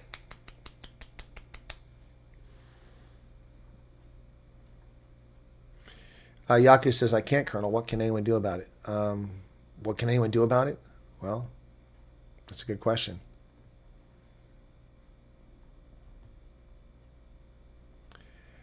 Smeagol says, I doubt Germany will pay for her to get there and set her up with an abode and allowance. She's 57. Well, we're not going to pay for her to get here and set her up with an abode either. All she's going to get from the U.S. government is $2,400, $450 which will be held by the federal by the agency. She gets $2,000. We don't pay for people to come here. We don't pay for that. That isn't how it works. Does she want welfare? Is that? I'm sorry. I don't mean to be cold, Smee. Is she in danger in South Africa, or is she looking for welfare? I don't know the person, so it's easy for me to say this. It's not callous. This is not a person that exists to me. So she has a German passport, and she doesn't want to go to Germany. She wants to come to America. Is she suffering from persecution? And does she have a partner, or a spouse, I should say? If you've got a safe haven, she can apply, but she's probably going to be denied. But why not apply?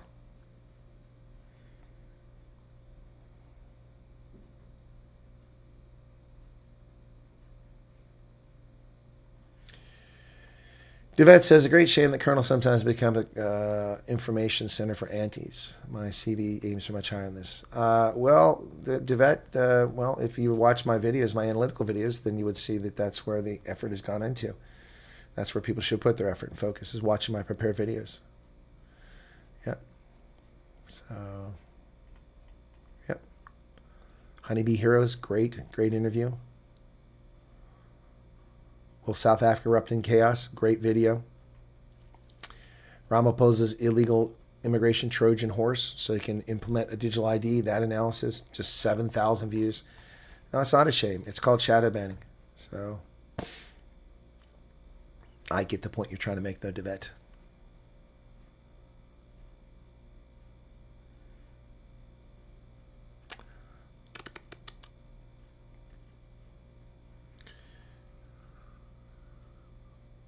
Yeah, I'm still going to make something the 3rd of June. I'm just not feeling well enough to do it right now.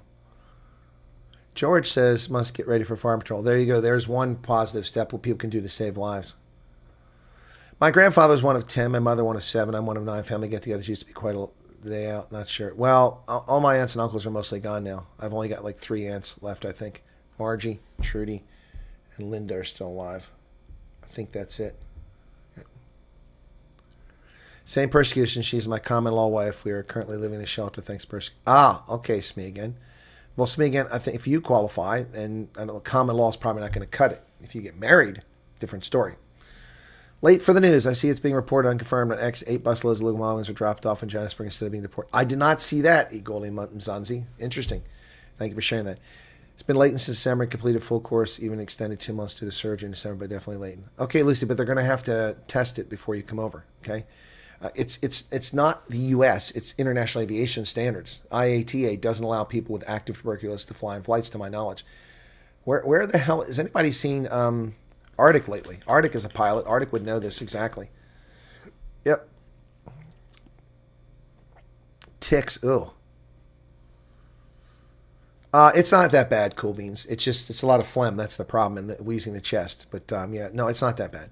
But it's distracting. I don't feel like doing anything. I don't feel like eating. I don't feel like researching, writing. It's just it took a lot of effort for me just in the news today. I'm not going to do the cafe clutch today, which I usually do.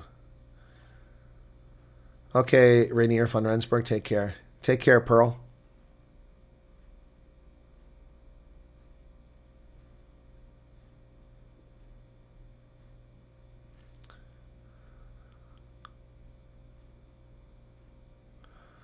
If your sputum needs to be current and accurate, do they prioritize flights to ensure results stay current? I don't understand what you mean. Are you saying do they put you in front of the queue because you just had a negative test? I don't think so.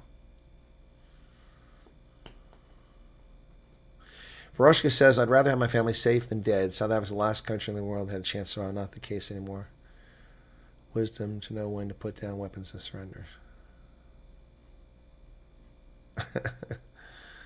Thank you, Debbie.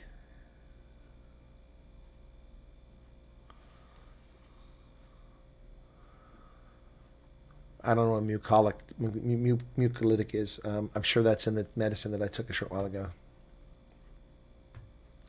No, Len, you're welcome for the time. It's not COVID. It's not a tumor. You got a tumor. It's not a tumor. You've got COVID. It's not COVID.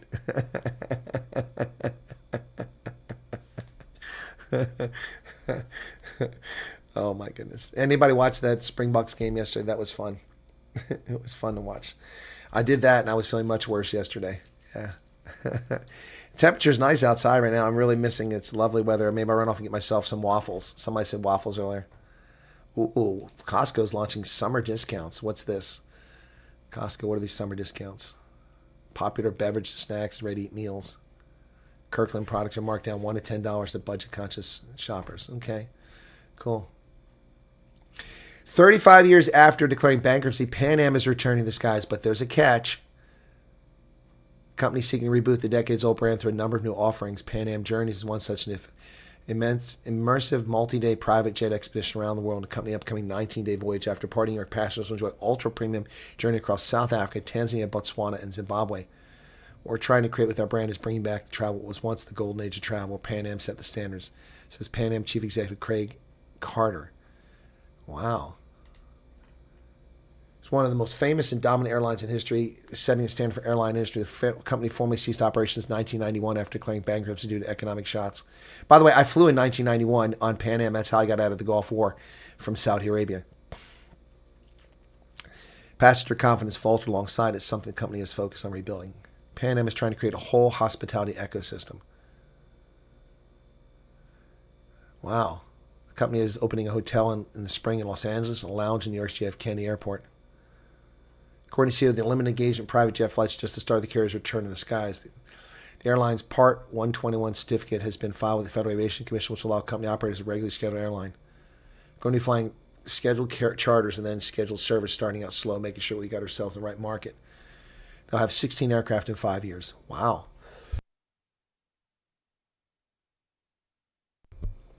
Pan Am is coming back. Cool. Wow, Pan Am. That's wild.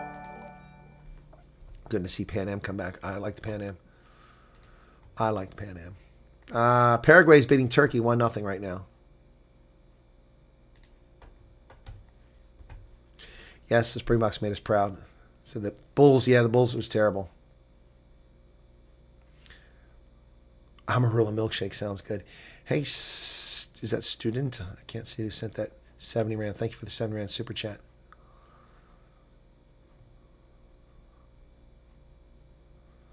Yeah, you guys keep the chat going today. It's brought a lot of people in. Thank you for that. Got 300 likes on the stream. A little bit of super chat revenue. Cool. Hey, Werner, what's up? I'm okay.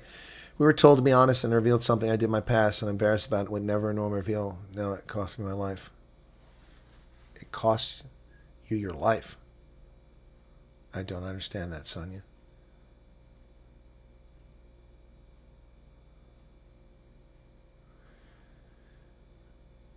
Sorry to hear that, Sonia. I don't know what the circumstances are, but would you prefer to lie, have been caught in a lie, and then denied? I don't understand. No, people are constantly asking me to coach them about what they say in their interviews. I can't do that. All I can tell you is to be honest. That's all I can tell you. And I can also tell you what doesn't qualify for refugee status. Being a victim of crime doesn't make you a refugee. Being a victim of crime does not make you a refugee. It's everyone's people victim of crimes all over.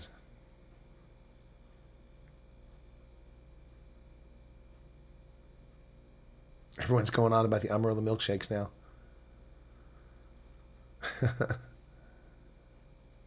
Post toasties. Okay, Heinrich. I'll take your word on that.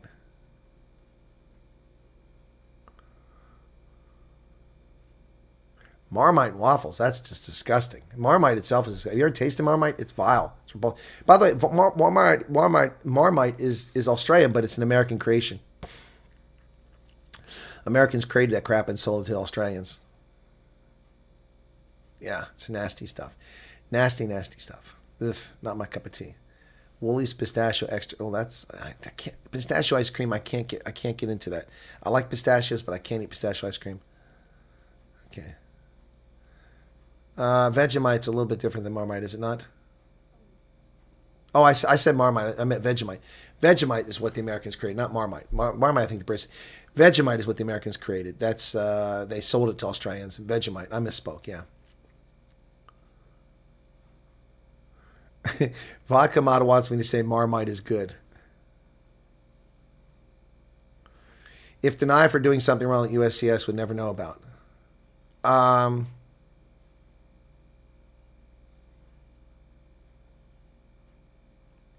don't know what to tell you about that. I'm sorry, I don't know what to tell you about that.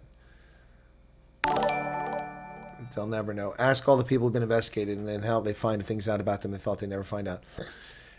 If the PA decide not to go ahead with the program, it will affect the rest of the applicants negatively. Apparently, the PA. What's the PA? The Patriotic Alliance? I don't know what that is. TMI for Connor. Oh, primary applicant. If the primary applicant decide not to go ahead with the program, will it affect the rest of the effect? Yes, it will. Yes, it will. It will, unless the other spouse is qualified. If the other spouse isn't qualified, then it will affect the family negatively. If they're not, if they are qualified, then it won't make a difference. They can go without the spouse. Does that make sense? Okay, I understand what you're saying. Thank you for the 70 Rand. So if you're married and you got kids, okay? You got married with a 19-year-old child, applied together, okay? So 2 adults, a 19-year-old child. If one parent decides they're not going to go, and that's the person who was the primary applicant, is the other spouse still qualified? Are they a South African living in South Africa who are suffering unjust persecution and they don't have a safe haven passport? Then they can come. Yeah, then the other person becomes a primary applicant and they don't go. You can leave a family member behind. They can choose that. That's their choice. That's their choice, okay? Nothing wrong with Marmite. Ugh, gross. Veroshka loves Marmite. Cheese flavor Marmite. Oh my goodness.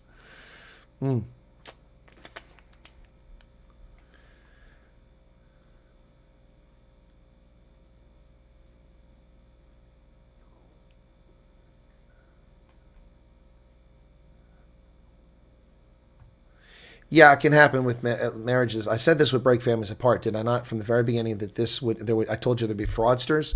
I told you it didn't cost you anything except to get to the interviews, and I said that you have to pay your flight back, and I said that it will break families up. I said that from the very beginning. All right, thank you, Team Alpha Connor. Yep. Now, the next question probably will be, well, how do they tell them? Well, when they contact you, that's how you tell them. Okay. Janet Govinder, welcome to you.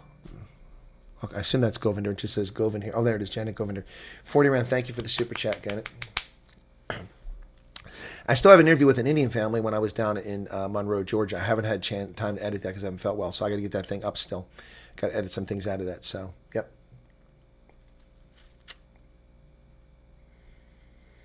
Well, lots of people have unique tastes around the world, not just Afrikaners. Yeah, Sharon says, I did say that.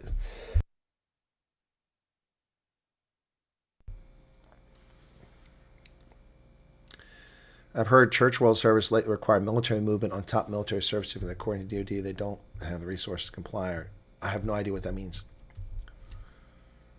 Can't wait for 4th. I can probably say that my 5th great-great-grandfather was listed as being part of the Continentals at the Battle of Cowpens under General Morgan. Wow, that's interesting, Ellen.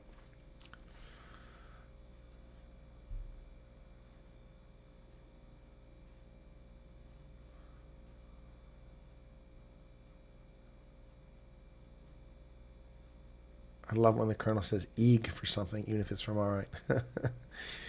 Real hunger doesn't care what's on the plate. Funny how people who complain most about food have never gone without it. Actually, that's untrue, Heinrich. I've gone without food. I've gone without food. I've gone hungry. I've gone with, 2 meals in a week. Yeah. I have gone without food, and that doesn't change. When you're hungry, but I'm not hungry anymore. I'm not starving anymore. So when you get past that stage, you can be picky again. Hey, Pikachu, what's going on, man? War breaks out. Would U.S. consider extraction? I don't know, Pat. I wouldn't hold my breath on that. Don't know that we have the airframes. Don't know where we do it. And who would we take? Who would we take? Will we just show up for white people? Will we just show up for colored people? Will we just show up for Indian people? I don't think that's going to be a good look. I don't think that's going to happen. I think that that if the mess breaks out June 30th, then you're going to have to rely on folks that have got plans in place. I've warned people to get your stuff in place. People don't listen. If the main applicant does not go or gets rejected as a spouse, they do not have to reapply as main applicant because they only take it persecution. I don't. It does.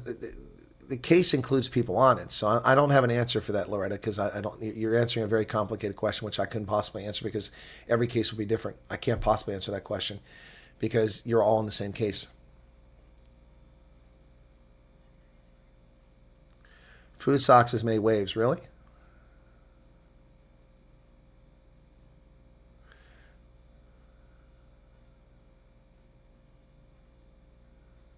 Prep, stay at home, be safe. All right, guys, let me go ahead and wrap it up here, okay? On a Sunday, I'm not going to do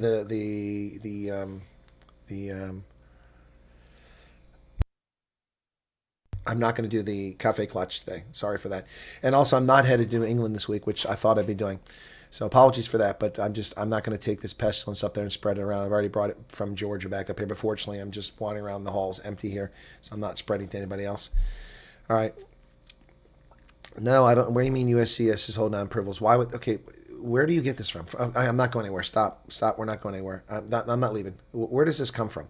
Chris Vanika, where do you get this from? Where do you get this from? I'm curious. Where are you getting from that they're holding back on approvals? What U.S. sources told you that? First off, they've approved 10,000 more people to come over. There's only a few months left in the year. July, August, September. 3 months. 3 months and 9 days to bring 10,000 more people over here. Why in the world would the Trump administration risk political capital, increasing the cap, unprecedented, by 10,000 and then stop people from coming over? I don't understand the logic. I'm not saying it's not true, but I'm asking what's the logic in that? So please explain where you're hearing that from. Chris Vanika, where did you hear that from? It doesn't make any sense to me what you're saying. Why in the world would they do that? Why would they increase the cap, which burned political capital, and they're just being accused of bringing more white farmers over when that's not the case? Why would they even bother messing with the cap? Why? Anybody? Can somebody please jump in? You guys can't be that far behind the chat. I didn't miss your messages, Igoli. I saw them about that mucolytic or whatever. I saw that. I told you it's in the cough medicine I'm taking. So, I mean, okay, apparently there was a case against US. Nah, see, stop. Okay, see, that's the problem with people don't understand. Thank you, Chris. You mean well here, okay? There's a lawsuit that started last year with Church World Service against USCIS. Now there's another decision against USCIS for green cards. It has nothing to do with refugees. Nothing to do with refugees. The case you're talking about is about green cards. USCIS was suspending or trying to revoke green cards. And has nothing to do with refugees. No. Stop. You're conflating stories. And somebody on YouTube that doesn't know what they're talking about is talking about lawsuits that have nothing to do with refugees. Nothing to do with refugees from South Africa. Nothing. See, that's the problem with garbage in, garbage out. That's YouTube. That's X. That's Facebook. People that don't know what they're talking about spewing stuff. Now, people can accuse me of not knowing what I'm talking about, but check the facts. The refugee program has not been paused. The refugee program continues. They have a record number of people set to come over before the end of the fiscal year, 30 September. Whether they accomplish or not is a whole separate thing. We'll have to judge them based on that when the stats come out. No, Chris, that's why I said thank you. That's why I didn't end the broadcast, because I want to make sure you meant in good faith what you said. You weren't trolling. It has nothing to do with it, okay?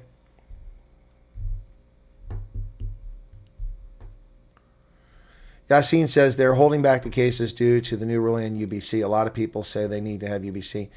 No, that's not holding back a case. See, what, you're conflating things there, Yassine.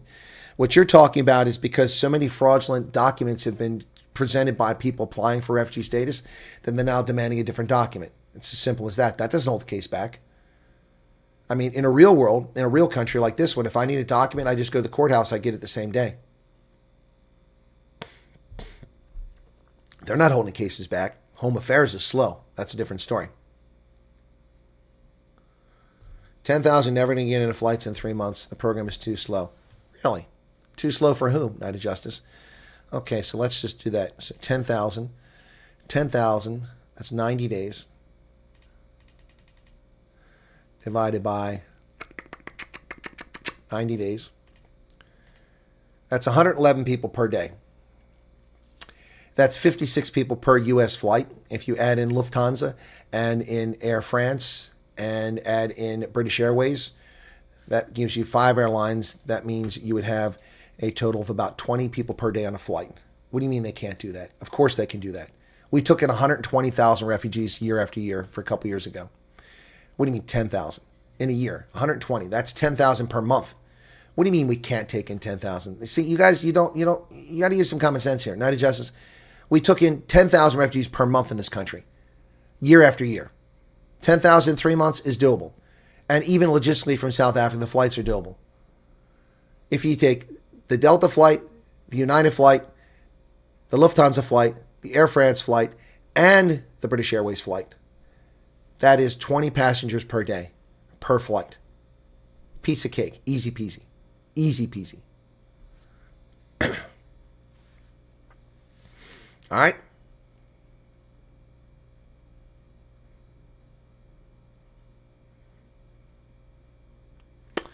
Well, Cool Bean says, why can't they just update and inform us about anything? I don't know. Why don't you ask them?